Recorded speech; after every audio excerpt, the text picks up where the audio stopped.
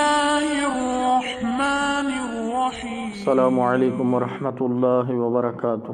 ایک دفعہ کچھ ظاہرین مکہ مکرمہ سے عمرہ ادا کرنے کے بعد مدینہ منورہ میں حاضر ہوئے۔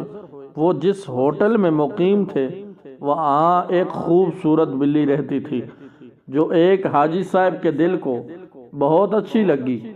بلی روزانہ ان کے قریب آتی، وہ اس سے پیار کرتے۔ حاجی صاحب کے من میں مدینے کی بلی خوب سما گئی تھی اور وہ اس بلی کو روز کچھ نہ کچھ لا کر کھلاتے تھے۔ بلی ان کو بہت پسند آ گئی اور انہوں نے بلی کو اپنے ساتھ اپنے وطن لے جانے کی نیت کر لی تھی۔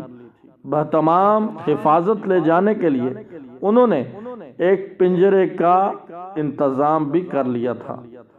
جب ہجر مدینہ کی جاں سوز گھڑیاں قریب آئیں اور مدینے کے آخری رات آ گئی تو حاجی صاحب نے بارگاہ رسالت مآب صلی اللہ علیہ وسلم میں الوداعی سلام پیش کیا اور گھر آ کر لیٹ گئے۔ بس نصیب جاگ گئے، خواب میں جناب رسالت مآب سرور کل کائنات حضور نبی کریم خاتم النبیین صلی اللہ علیہ وسلم تشریف فرما ہوئے۔ کریم لجپال آقا نے کرم فرمایا، لبہائے مبارکہ کو جنبش ہوئی، رحمت کے پھول جڑنے لگے۔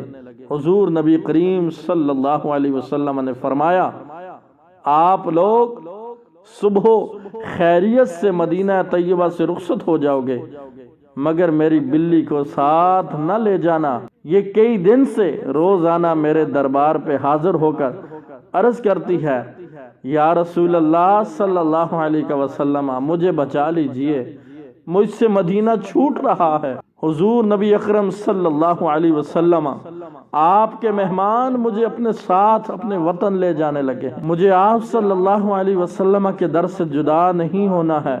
آپ صلی اللہ علیہ وسلم نے فرمایا، اے قافلے والو، آپ میری اس بلی کو میرے در سے جدا نہ کر۔ سبحان اللہ، فداک روحی و قلبی، یا سیدی یا رسول اللہ صلی اللہ علیہ وسلم، سبب وفور رحمت میری بے زبانیاں ہیں، نہ فغاں کے ڈھنگ جانوں نہ مجھے پکار آئے۔ اللہ تعالی ہم سب کے دلوں میں بھی حضور سرور دو جہاں خاتم الانبیاء صلی اللہ علیہ وسلم کی محبت پیدا فرمائے۔ اللہ ہم سب کو حضور کا صدقہ اپنے در کی اور اپنے محبوب کے در کی حاضری نصیب فرمائے۔ السلام علیکم ورحمۃ اللہ وبرکاتہ۔